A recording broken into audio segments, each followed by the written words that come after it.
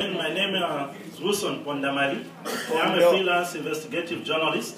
I'm appearing in court for protecting my source, for being a professional journalist. I am coming from a media background. I've worked in the broadcasting industry. I've worked at Radio Mano. They miss me. I never stole anything, not even any single microphone. I worked at the Times of Zambia. I never committed any criminal offense. I worked for the Post newspapers. I only resigned on professional integrity. Not that I was fired. I only resigned on professional integrity.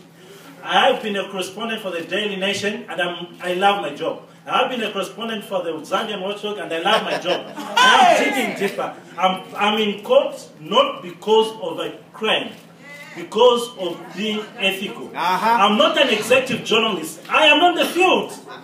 So it's the person who knows it, who feels it better. It's unfortunate that some people would go scathing instead of sympathizing.